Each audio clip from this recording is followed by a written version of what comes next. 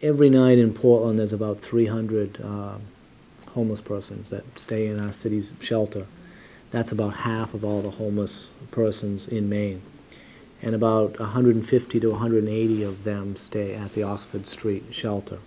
So homelessness is a big problem in Maine, and the biggest part of the problem is right here in Portland. So we wanted to do something about it. The idea for a place like Logan Place is that this is your apartment, you've got a place to live.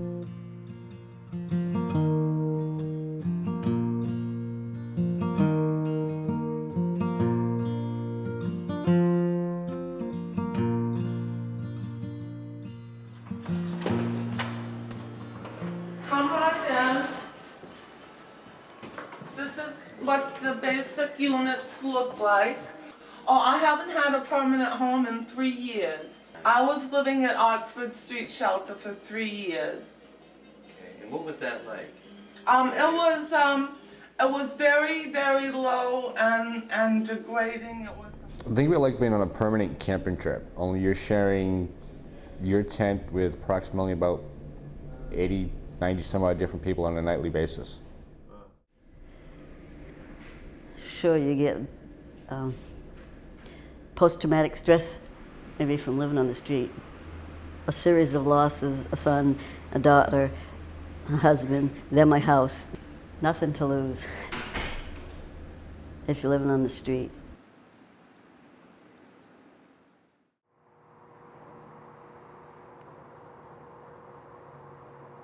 The thing I like the most is that it's new.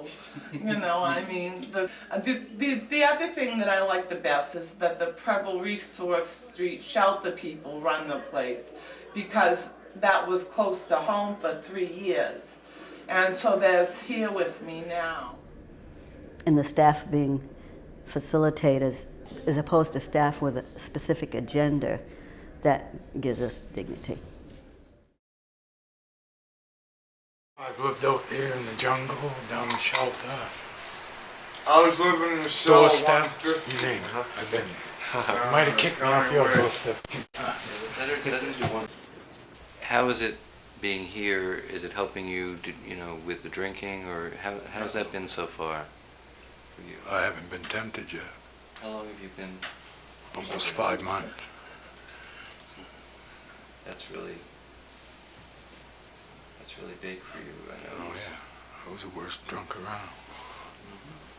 Drunk every day. I believe 11 of the residents had been had contacts or had been picked up by the police 175 times in the previous 7 months.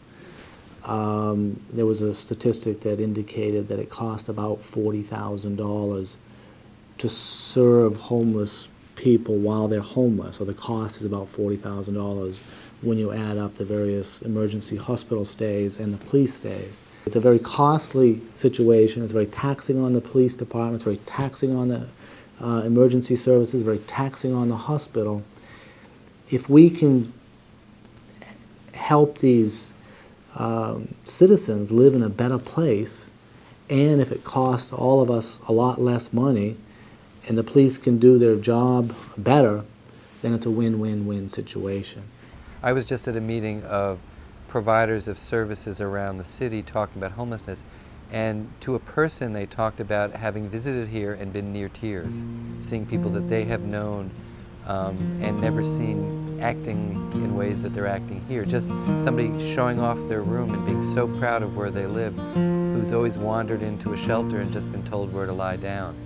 And I'm proud to be part of this right now, you know what I'm saying?